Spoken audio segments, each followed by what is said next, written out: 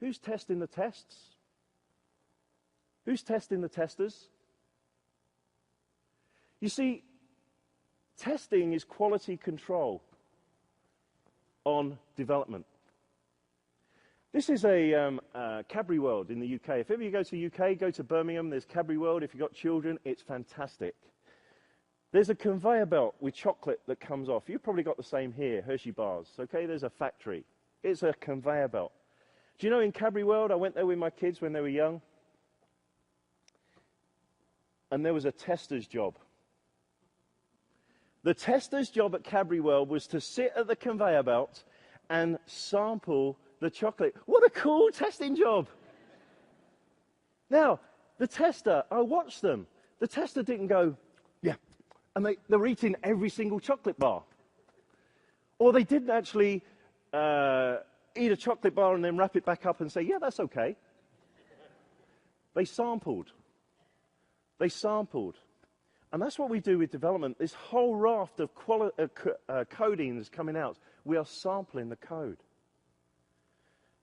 But you see, who's testing the tests? Who's quality controlling on us? So here's some ideas, just some ideas for you. Why don't you have a little project for a couple of days or a week where you ask the developers to plant 100 bugs in the software?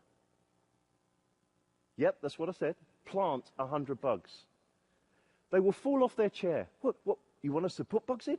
Yes. But remember where they are, and please take them out.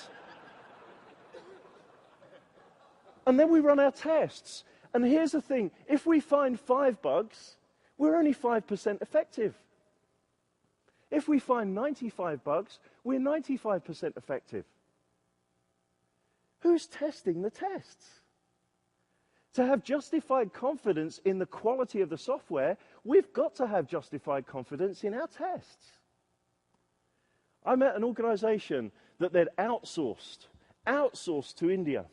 I have no problems with outsourcing, by the way, but I did have a problem with this case.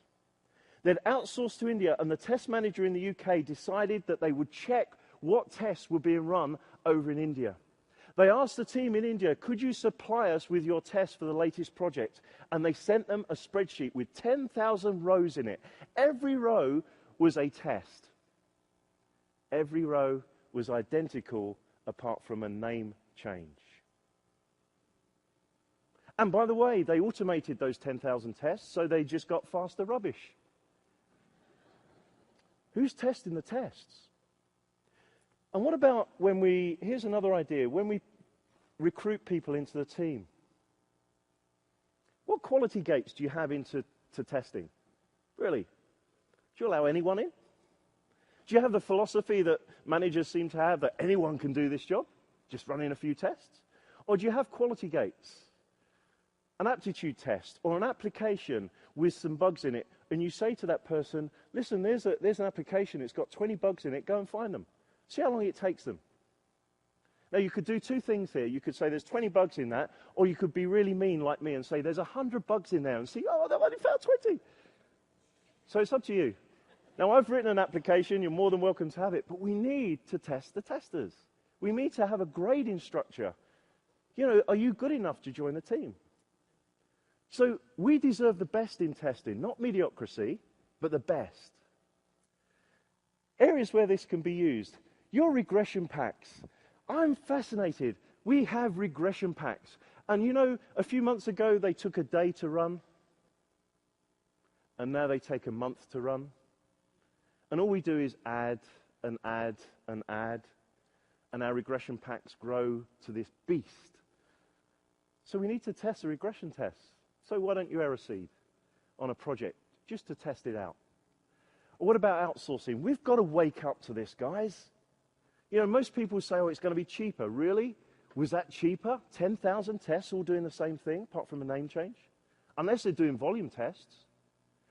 And what about new testers wanting to join the company? Maybe that's a quality gate into testing, that you have something there that you actually ask them to find the defects. So that's another challenge for you.